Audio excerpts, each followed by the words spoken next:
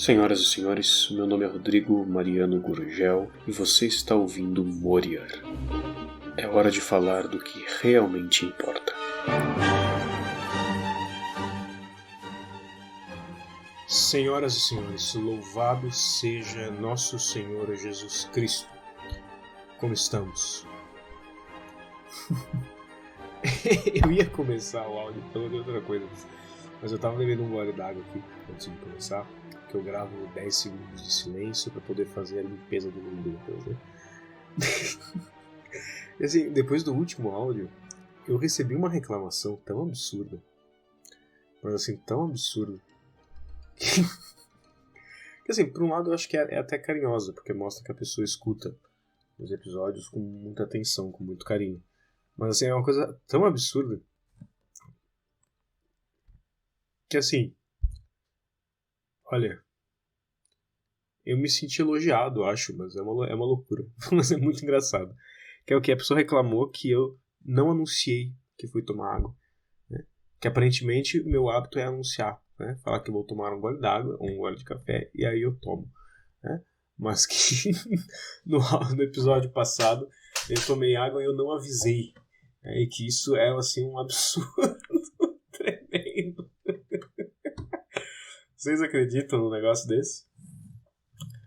Mas olha só, né, falando de assuntos um pouco mais sérios agora, faz tempo desde a nossa última conversa, né? Faz tempo. Semana passada não teve áudio, eu nem avisei. Eu sei. Uma vergonha. Terrível. Esse seminarista, olha, é um problema. Mas assim, eu até prometeria que não vai acontecer de novo. Mas, sendo perfeitamente franco com vocês, provavelmente vai acontecer de novo. Tá?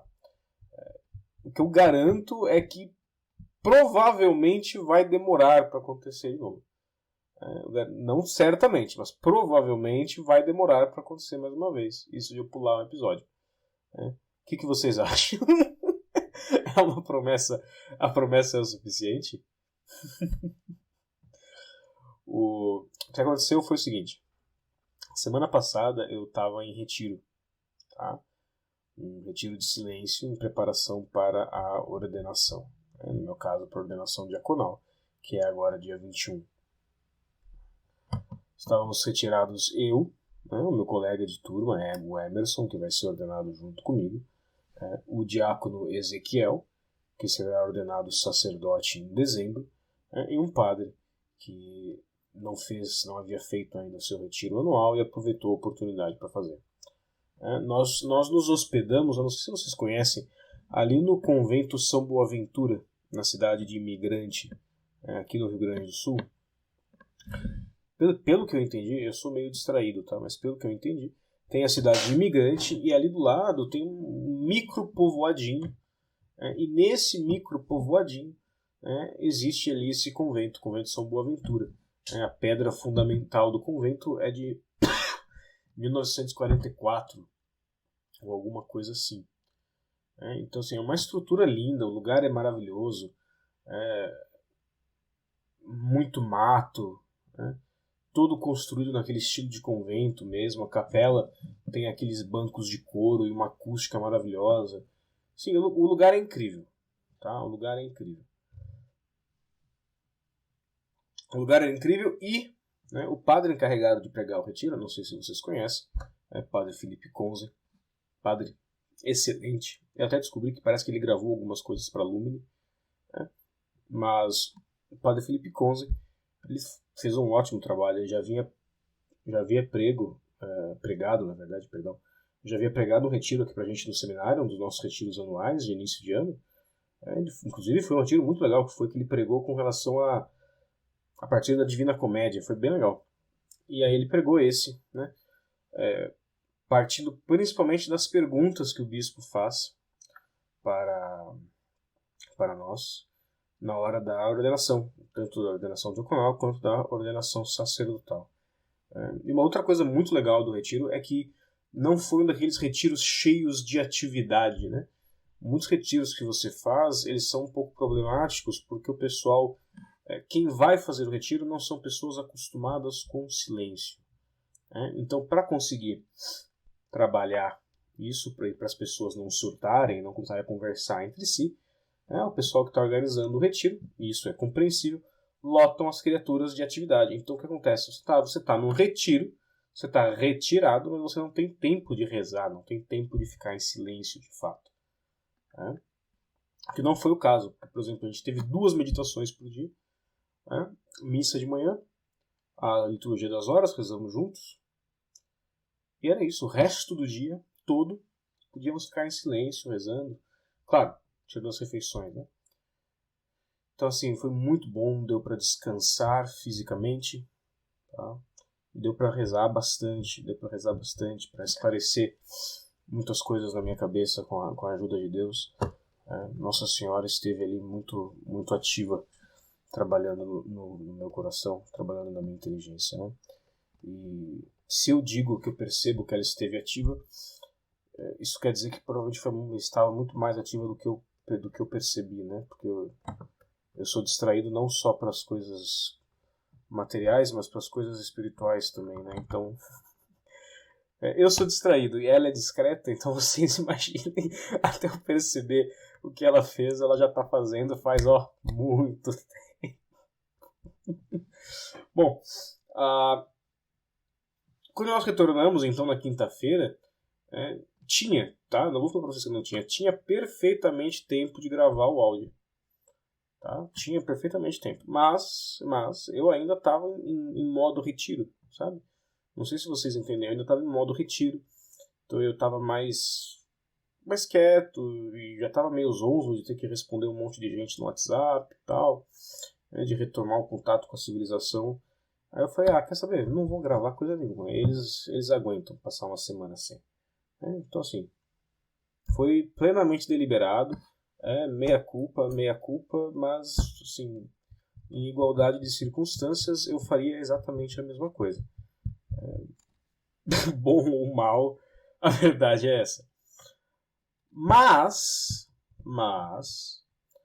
hoje estamos aqui e, a partir de uma das meditações do retiro, que, para ser honesto, não lembro qual foi exatamente a partir de onde que o padre saiu para falar dela, acredito que tenha sido a primeira ou a segunda meditação, eu gostaria de fazer com vocês uma pequena reflexão sobre a vocação, né? Sobre as nossas vocações, tanto com relação ao discernimento das nossas vocações, quanto como a gente pode fazer para viver bem nossas vocações, né? Para seguirmos firmes nelas. Então, é disso que trataremos. Rezemos. Pelo sinal da Santa Cruz, livrai-nos, Deus, nosso Senhor, de nossos inimigos, em nome do Pai, do Filho e do Espírito Santo. Amém. Inspirai, Senhor, as nossas ações e ajudai-nos a realizá-las, para que em vós comece e para vós termine tudo aquilo que fizermos. Por Cristo nosso Senhor. Amém. São Rafael Arnaiz, intercedei por mim. Em nome do Pai, do Filho e do Espírito Santo. Amém. Bom, antes disso, deixa eu tomar um gole d'água. Eu estou anunciando que vou tomar um gole d'água. Só para deixar claro.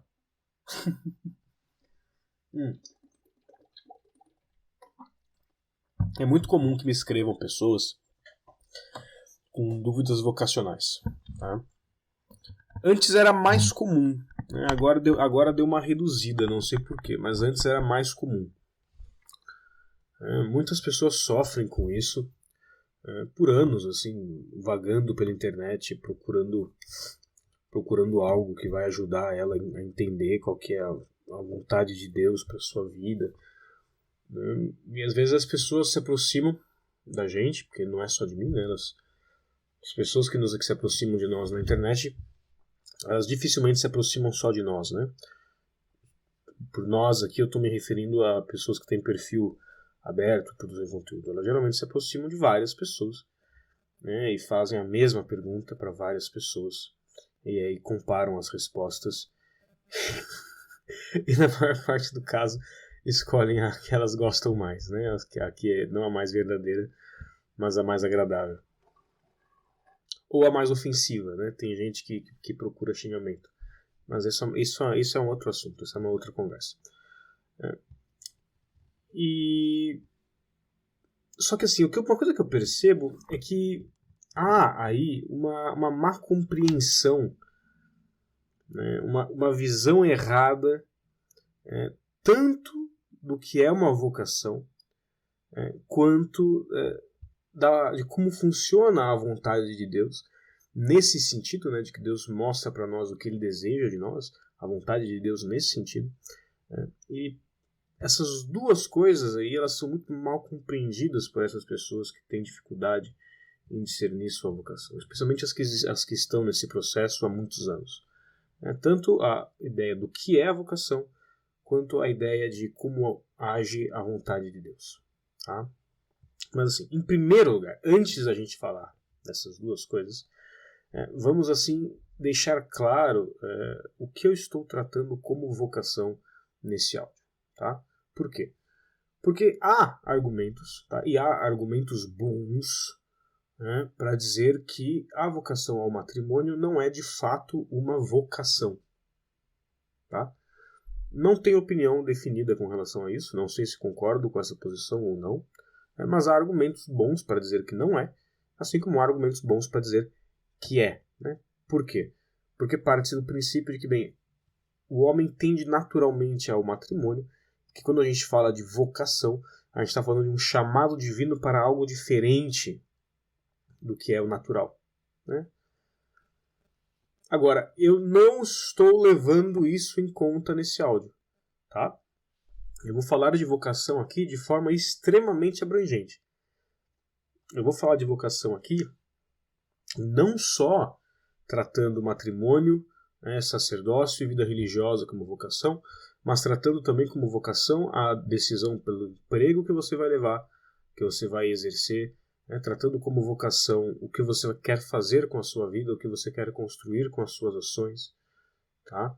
Tratando como vocação qualquer coisa que você vai exercer aí na sua vida, seja por força das circunstâncias, seja por vontade própria, mas assim, a sua forma de viver o chamado universal à santidade. É isso que eu estou tratando como vocação aqui.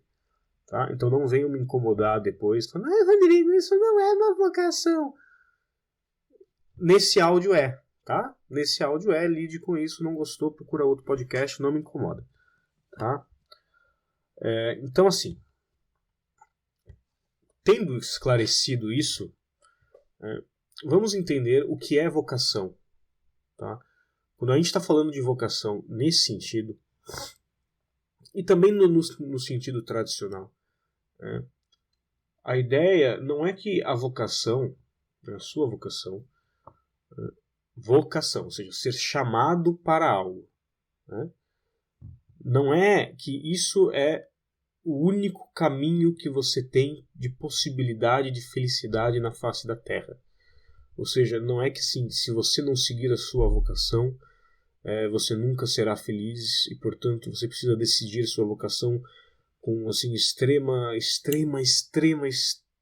diligência minuciosa e científica, porque se você errar na escolha da sua vocação, você está condenando sua alma ao inferno e você está condenando toda a sua vida à infelicidade. Isso é bobagem. Tá? Inclusive, assim, isso é soberba. Você não tem o poder de arruinar a sua própria vida com uma única decisão. Tá? Você não é um anjo. Você é um ser humaninho miserável. Tá? Suas decisões não importam tanto assim. Elas importam bastante, mas não tanto a esse nível. Tá? As nossas decisões são importantes, inclusive as nossas decisões com relação às nossas vocações. Elas devem ser levadas a sério, mas devem ser levadas a sério dentro do contexto e da pequenez que lhes cabe. Ou seja, a nós cabe fazer um esforço diligente para decidir, nos abrir à vontade de Deus e simplesmente decidir.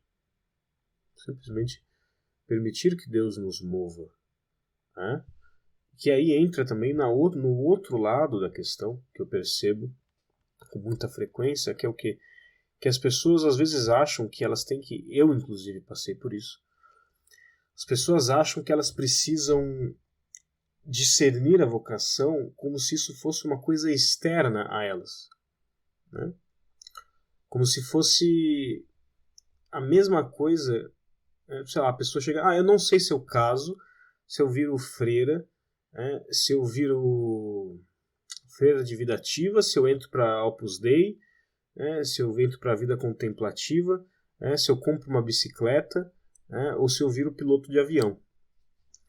E assim, claro, isso é um exagero, mas na prática é quase a mesma coisa, porque a pessoa coloca o quê? Ela aborda a escolha vocacional como se fosse algo que é externo a ela, como se fosse a escolha de uma faculdade que ela vai fazer, como se fosse uma escolha humana, né? Como se fosse simplesmente uma decisão que se faz de algo absolutamente arbitrário, né? Com o peso extra de que aquela decisão estaria já pré-determinada, porque é um chamado, só que é como se fosse um chamado que você não escuta e você tem que ficar caçando as pistas para adivinhar para o que você está sendo chamado. Né? Só que assim, isso está errado. Tá? Não só está errado, como é uma visão muito ruim de Deus. Né? Porque pensa, se Deus chamasse as pessoas assim, ele não seria bom, ele seria um tirano injusto. Né? Porque, imagina, é a mesma coisa que Deus virar para o cara e falar, olha só, eu tenho um plano para a sua vida, tá? Mas eu não vou te contar qual é esse plano. Eu vou esconder pistas bem difíceis de serem encontradas. E se você não se virar a olhar para essas pistas e decifrar qual é o meu plano para a sua vida, e eu não vou te falar qual é. Mesmo que você escolha e acerte, eu não vou te confirmar. Se você escolher errar, eu também não vou avisar. Tá? Então assim, acha essas pistas, interpreta, mas se você errar e não adivinhar qual é o meu plano para sua vida, eu vou ferrar contigo. Sim, isso parece coisa que um Deus de amor, que um Deus bondoso, que um Deus misericordioso faria? Claro que não. Isso é uma coisa que, sei lá, que Zeus faria. É uma coisa que um desses deuses pagãos faria. E esses deuses pagãos, eles são todos demônios. Então, né, percebam como é, na verdade, uma má antropomorfização, ou seja, uma má humanização de Deus. Tá? Está colocando ali em Deus as piores qualidades humanas possíveis. Por quê? Porque Deus sonha contigo desde antes do início da criação. Deus te conhece, te ama e te espera desde antes do início da criação. Deus te quer no céu com Ele mais do que você quer estar no céu. E quando a gente fala da sua vocação, num sentido amplo, como eu disse no início do áudio, o que a gente está falando? A gente está falando do melhor modo, tá? O melhor modo que existe no mundo à disposição à sua disposição, para que você torne-se aquela pessoa, né, que Deus quer que você seja, porque sendo esta pessoa, você será plenamente feliz, plenamente você. Tá? Só que esse plano que Deus tem, essa visão da sua vocação, não é uma coisa que é externa a ti. Não é uma forma a qual Deus vai te encaixar. Tá? Não, ao contrário. Eu já falei isso outras vezes aqui. Deus tem infinitas perfeições. E cada alma que Deus cria tem como responsabilidade manifestar na história humana uma dessas perfeições. E a gente pode dizer, sim, com tranquilidade, que cada uma dessas perfeições divinas que deve ser manifestada é uma vocação. É um modo particular de viver a santidade. É cada alma uma vocação distinta. Tá? Ou seja, aquilo é próprio a ti. Não é algo externo. Não é algo que você precisa adivinhar. Não é algo ao qual você precisa se adequar.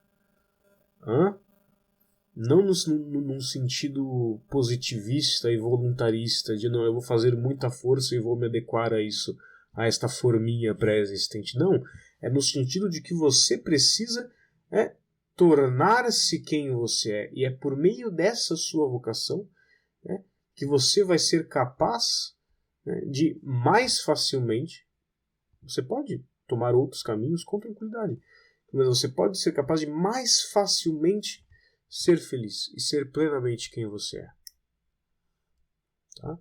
Só que Deus te criou para isso. Ou seja, todas essas pistas e todos esses indícios, tá, de qual é a sua vocação, se você casa, se você compra uma bicicleta, se você virar padre, se você virar freira, se você vira domador de leão no circo, se você faz isso, se você faz aquilo, todas essas pistas, tá, elas estão dentro de ti. Elas estão nas suas aptidões. Elas estão nos seus desejos, nas suas vontades, nas suas inclinações mais elevadas. Tá? Elas estão nos seus sonhos. Tá? Elas estão nas suas vontades boas.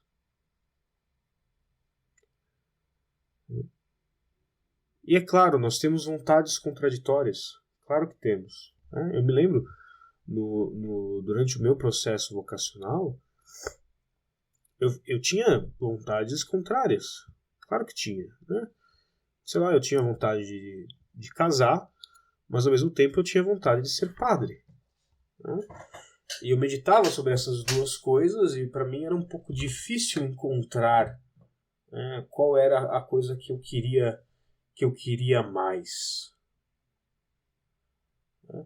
Claro que, olhando em retrospectiva, a gente percebe, eu digo eu, né, olhando para trás e fazendo meio que uma memória da minha vida interior, né, do desenvolvimento da minha vida interior, dos meus pensamentos, da minha autopercepção, desde aquela época, eu percebo que, assim, que eu já sabia qual era a resposta. Né, eu já sabia, desde o primeiro momento que eu comecei a discernir minha vocação, eu já sabia qual era a minha vocação.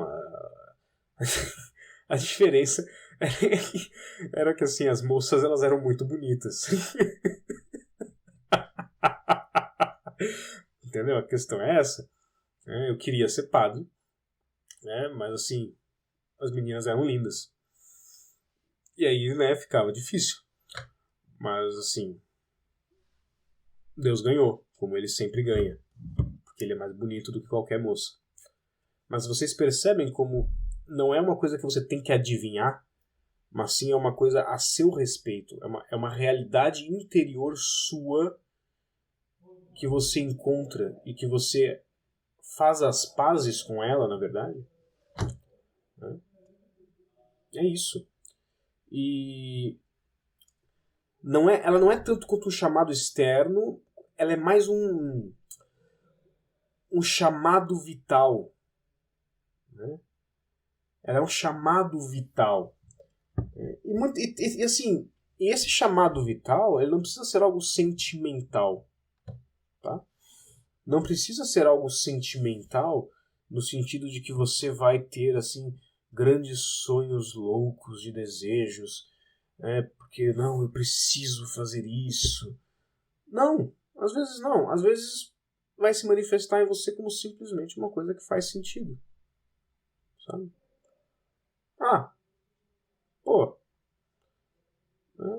Eu sou um cara inteligente, eu não gosto de me socializar, eu nunca tive muita paciência para namoro, eu gosto das coisas de igreja, eu acho que eu daria um bom padre. Tá bom, vai lá, porque não? Entra no seminário, vê o que acontece. Entendeu? Eu gosto de rezar, entra no seminário, vê o que acontece. Eu sou um cara que...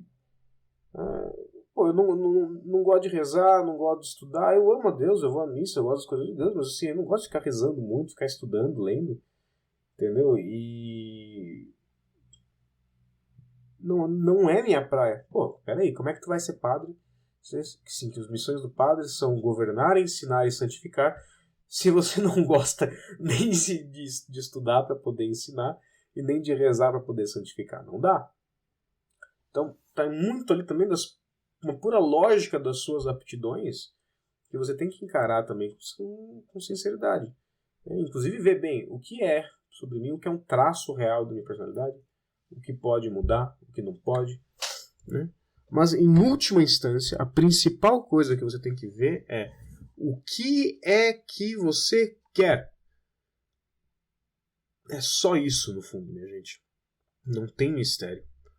Para onde Deus move o teu coração? O que faz o teu coração bater mais forte? Entendeu? A pergunta, no fundo, é essa. A pergunta, no fundo, é como eu quero amar? Como eu posso amar melhor? Né? De que modo Deus me chama ao amor? Porque a vocação, ela não é o caminho no qual você escolhe para ter sucesso. Ela não é o caminho que você escolhe para ser feliz. Tá? Tudo bem, é um caminho que vai te conduzir à felicidade, mas a felicidade não pode ser o seu objetivo primário. Você não pode fazer as coisas pensando na sua felicidade. Se você fizer isso, você nunca vai ser feliz. Tá? A sua vocação, o que você vai fazer com a sua vida, tá? É o seu caminho de santidade. O que é o seu caminho de santidade? É o modo pelo qual você quer, né, e você percebe que Deus te chama no seu coração o modo que você quer e no qual Deus te chama a cumprir com perfeição, da melhor forma que você consegue, dentro das tuas misérias humanas, que são infindas, cumprir o primeiro mandamento, de amar a Deus sobre todas as coisas. Porque, veja, você pode amar a Deus sobre todas as coisas sendo pai ou mãe de família, você pode amar a Deus sobre todas as coisas sendo celibatário no mundo, e você pode amar a Deus sobre todas as coisas no mosteiro e também sendo padre. Para amar a Deus sobre todas as coisas, você não precisa abandonar todas as outras coisas fisicamente, materialmente. Não é necessário. Tá? Não é necessário.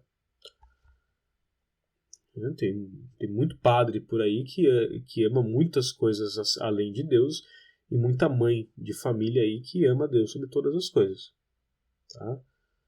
Que ama Deus mais do que os filhos, com muito mais facilidade do que o padre ama os paroquianos antes de amar Deus. Tá? Então, uma coisa não tem nada a ver com a outra. Então, o caminho de santidade, caminho para amar a Deus sobre todas as coisas. Agora, na maior parte dos casos, como nós já conversamos várias vezes, a principal coisa entre você e amar a Deus sobre todas as coisas é o seu próprio eu, é o seu próprio orgulho, é a sua própria soberba, é o seu amor próprio. Tá bom? É o seu amor próprio. Então é o seguinte, vejam como a gente retoma ali a questão da felicidade, que você não pode tomar as suas decisões pensando em isso vai me fazer feliz? Isso vai me fazer feliz? Será que se eu fizer isso eu vou ser feliz? Não, não é assim. Por quê? Porque você está aí usando uma lógica egoísta.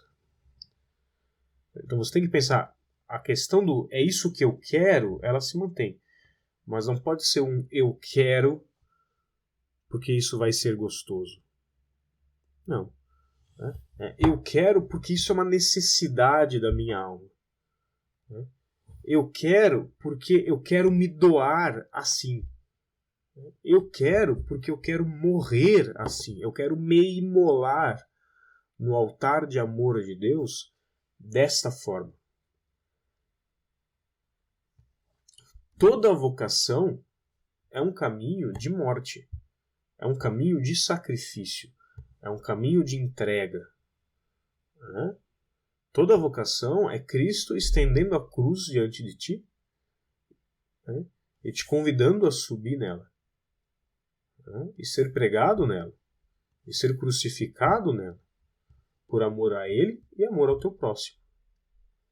Então, assim, toda vocação, na verdade, é a escolha do sacrifício que você está disposto a fazer. Né? Como você quer morrer? Quais são os sacrifícios que você está disposto a fazer? Quais são os tormentos que você está disposto a padecer, a aguentar, a suportar em silêncio?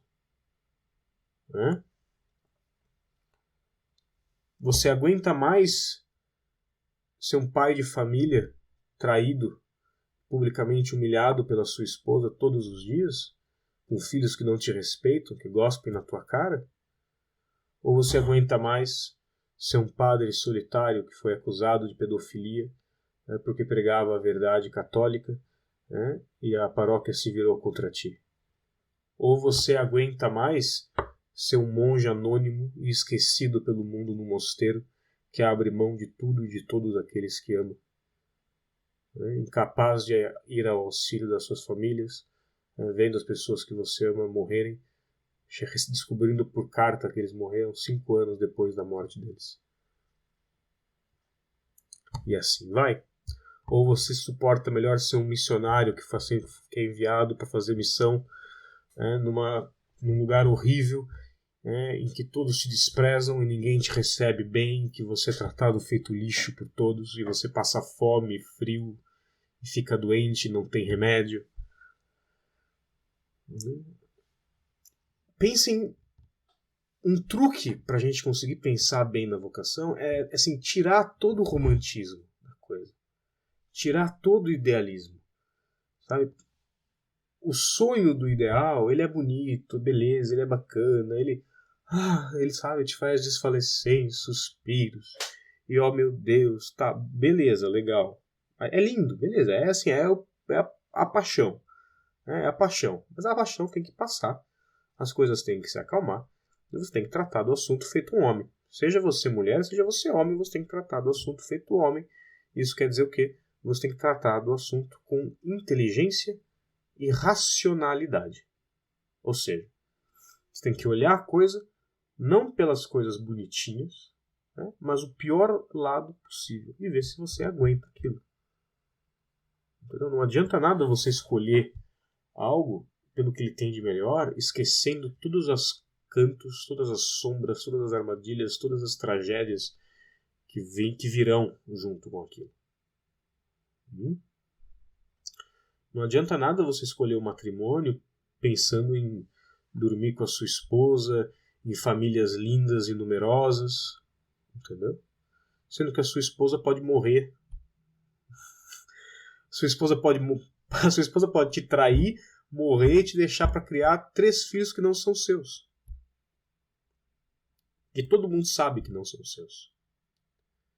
Né? Teu marido pode chegar bêbado em casa todo dia e te moer na porrada. Entendeu? E o seu casamento pode ter sido válido apesar disso. E aí? Você que casou pensando só na parte boa, vai fazer o que com essa cruz? Entendeu? Uma coisa, o cara escolhe o sacerdócio porque eu vou celebrar a missa. Eu vou celebrar o sacrifício de Cristo. Eu vou usar paramentos bonitos. Eu vou abençoar as pessoas. Tá bom. Aí você vai chegar numa paróquia cheia de mania. O pessoal não vai estar nem aí pro que você fala. Né? O pessoal vai rir da sua cara. Você vai pregar para uma plateia, para uma assembleia que não vai nem entender o que você fala, nem ouvir, nem se importar. Entendeu? Você vai pregar 10 anos sobre o amor a Cristo, o amor à Eucaristia, e não vai mudar nada. Entendeu? E aí? Você vai fazer o quê? Você vai entrar em depressão e arranjar uma amante? É isso? Entendeu?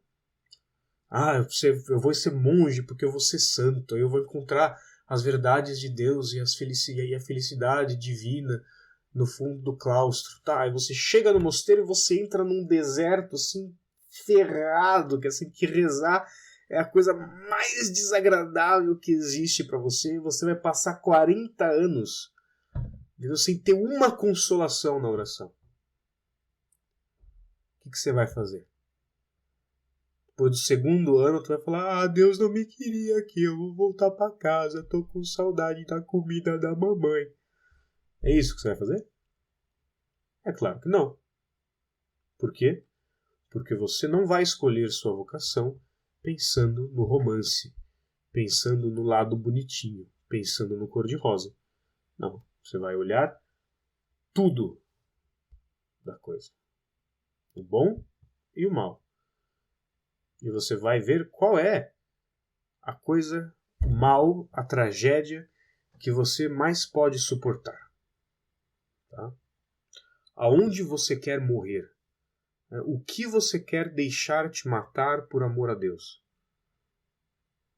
É isso que você tem que escolher. É isso, é aí que está. Você escolher a sua vocação é ver qual é a cruz que melhor te cabe. Qual é a cruz mais ergonômica para ti? Entendeu? Qual é a cruz que melhor se adequa às tuas costas? É isso que você vai fazer. Tá?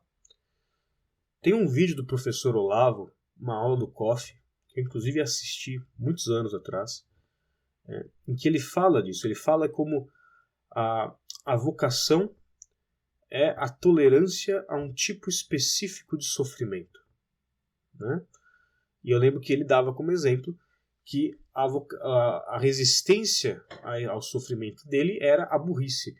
Por isso que ele conseguia, ele tinha uma paciência tremenda para explicar a mesma coisa e para lidar com gente burra infinitamente sem perder a paciência.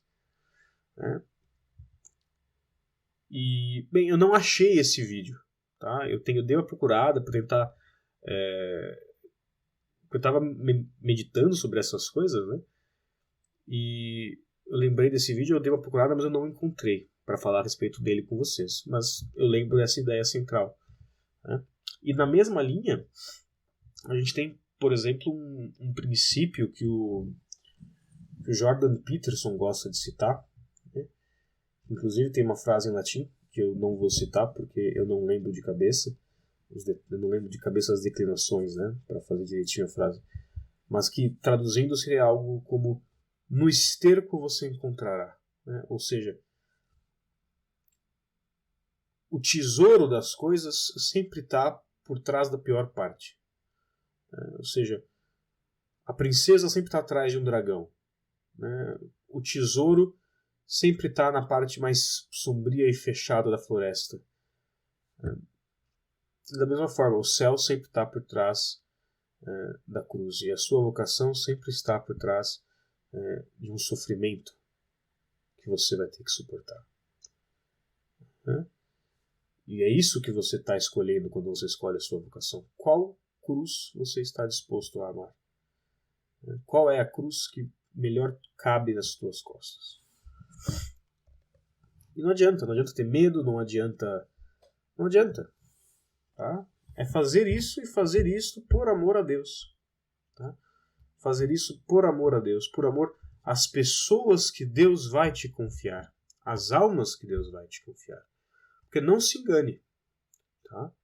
Não importa se você vai ser padre, freira, mãe, pai, o que quer que seja, haverão almas confiadas a ti. E é por essas almas que você tem que morrer. E não porque você gosta delas, e não porque elas gostam de ti, mas porque elas são as ovelhas do Senhor. E você as suporta, e você as trata bem, e você as cuida por amor a Deus. Não por amor a ti, e muitas vezes nem por amor a elas, mas por amor a Deus. Né? Quando Pedro encontra Jesus na praia depois da ressurreição, que ele se lança do barco, vai até o Cristo, e Jesus pergunta para ele 3 vezes: Pedro, tu me amas? Tem várias. Essa passagem ela é riquíssima, né? Mas um dos aspectos interessantes é que sempre que Pedro responde eu te amo, a resposta de Cristo qual que é? Apacenta as minhas ovelhas.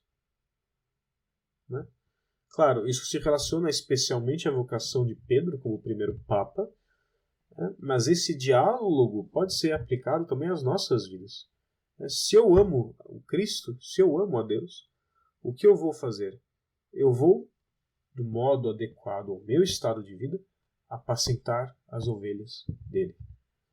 As ovelhas mordem, as ovelhas mijam na gente, as ovelhas nos derrubam, as ovelhas dão cabeçada no nosso joelho. As ovelhas são assim uma loucura, essas ovelhas. Mas são as ovelhas do Senhor. E é por isso que nós temos que apacentá-las. E é por isso que nós temos que morrer por elas. Dar a vida pelas ovelhas. Dar a vida pelo rebanho do Senhor. Mesmo que você não seja um pastor. Porque haverá uma parcela do rebanho confiada a ti. Você pode ser um eremita.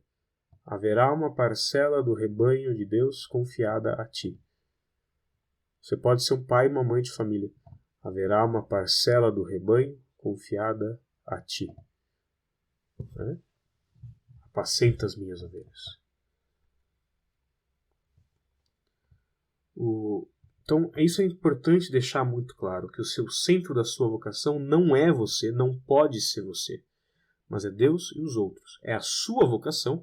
Então, o que você quer, as suas inclinações, os seus desejos vitais, os seus impulsos profundos, né, essas moções que vêm mais profundo da sua alma, elas são essenciais. Né? E tudo parte delas, mas na hora que você está filtrando elas e pensando sobre elas, ainda mais quando elas são conflitantes, a coisa não pode ser muito tipo, onde eu vou sofrer menos? Onde vai ser mais gostoso? Não podemos agir assim para nada na vida, né? Muito menos quando nós estamos pensando em termos de discernimento vocacional. Tá bom?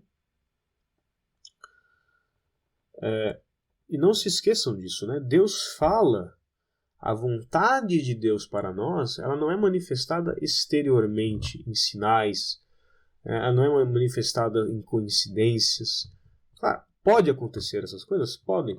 Mas qual que é o lugar ordinário onde a vontade de Deus se manifesta? Né? Qual que é o lugar em que a vontade de Deus para a nossa vida se manifesta com mais frequência? Todos os dias, a cada instante. Na nossa própria consciência. Na nossa consciência. A nossa consciência é o que nós temos de mais perto a Deus. Mais perto com Deus.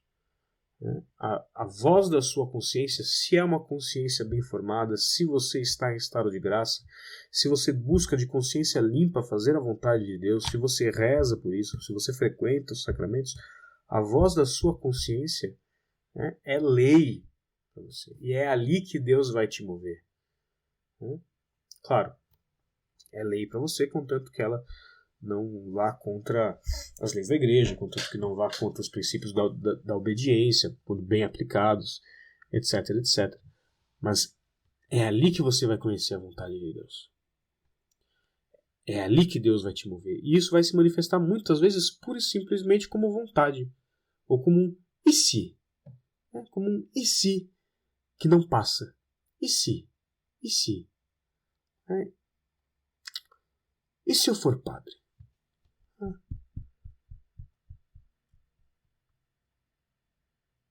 E se não for a vontade de Deus que algo aconteça?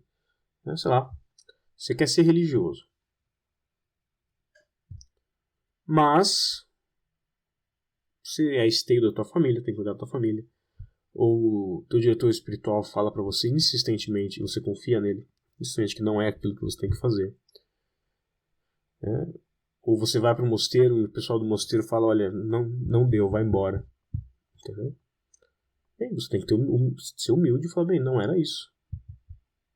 Nem sempre, sabe? Essas coisas elas são muito variáveis, depende muito do caso, da coisa, mas eu estou apontando assim várias possibilidades, várias circunstâncias para que vocês vejam que discernir uma vocação não é uma receita de bolo, mas é um processo de autoconhecimento, é um processo de descoberta da sua própria consciência. É um processo de aprender a ouvir Deus que fala dentro de ti e que se manifesta através dos seus próprios desejos, das suas próprias inclinações, dos seus próprios movimentos. Tá? E uma coisa de base, né, que eu não deveria nem precisar falar, mas que é essencial, é que assim, tem que rezar e tem que rezar muito. Frequentar os sacramentos, comunhão diária, entendeu? Confissão frequente, entendeu? E, claro, pensar nas suas decisões do ponto de vista da morte, entendeu? Se eu morrer amanhã, eu quero morrer padre ou eu quero morrer pai de família? Né? Se eu fosse morrer agora, eu queria morrer como uma mãe ou como uma freira? Tá? A perspectiva da morte, essa finitude absoluta das nossas ações no mundo, ela coloca as coisas em perspectiva e muitas coisas se tornam claras quando a gente pensa nisso, né? Mas o mais importante de tudo, tá, é rezar e vida sacramental intensíssima,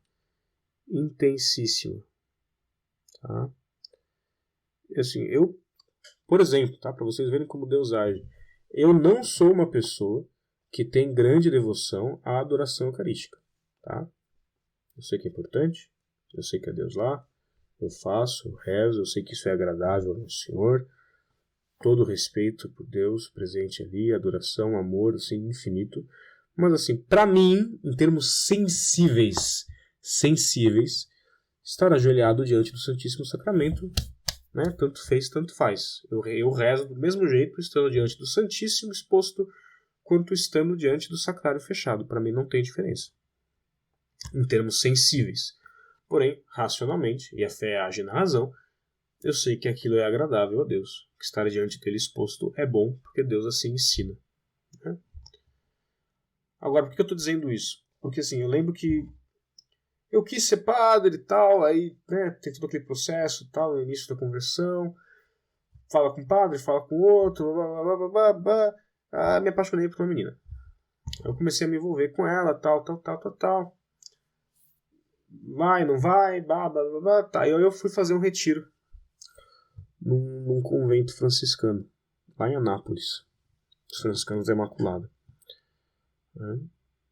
E estando lá diante do Santíssimo foi muito engraçado, porque foi ali que eu tive certeza de que eu tinha que ser padre. Só que assim, eu estava tão fissurado na ideia de que não é essa a minha vocação, de que eu tenho que arranjar uma mulher, eu tenho que casar, não sei o que, esse negócio de ser padre não tá com nada, né, pra mim, papapá. Que eu na cara dura, eu falei, não, senhor. Eu não falei tu tá errado, né, eu não falei isso, não falei senhor tá errado, não falei isso. Mas eu me convenci de que ele tinha dito o contrário do que eu sabia que ele tinha dito. Porque o ser humano é doente, gente. O ser humano não é burro. É burro sim, mas mais do que burro é malvado, entendeu? Então assim, sejam sinceros com vocês mesmos.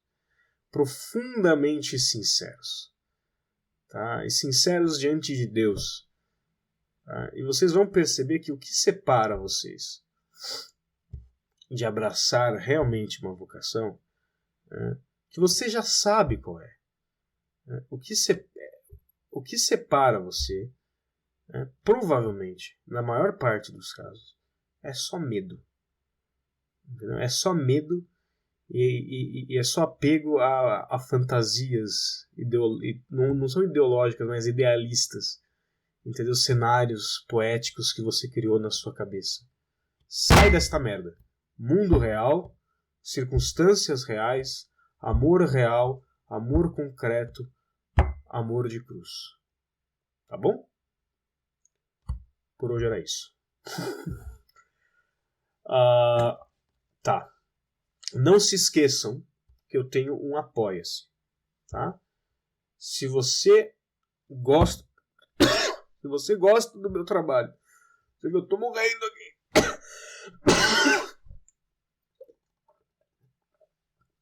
Se você gosta do meu trabalho, se você acha que isso é útil, se isso te ajuda, por favor, considere fazer um apoio ali, qualquer valor a partir de R$5. O link está na descrição, né? http://apoia.se/Morier. Né? Aquilo ali é minha única fonte de renda, minha única fonte para comprar as coisas que eu preciso para alimentar o próprio podcast, para livros, o que quer que seja com relação a esse ministério, a esse apostolado. Microfone, computador, tudo isso, tudo vem dali. Então, conto com a caridade de vocês. E é claro, quem apoia recebe recompensas, né? Que é a forma que eu tenho de agradecer. Então, vocês têm acesso a aulas exclusivas e a um grupo do Telegram onde a gente pode conversar. Tá bom? Então, era isso. Para as orações de hoje, peço que vocês rezem especialmente pelo Igor, meu colega do seminário, que vocês devem acompanhar aí pela internet. A situação dele, o câncer dele voltou.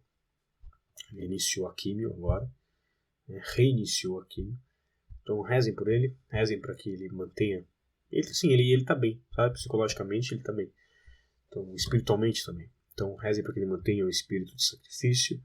Né? Rezem para que ele, se for a vontade de Deus, se recupere logo, né? E vença essa batalha aí do câncer. Pensamos que Nossa Senhora, né,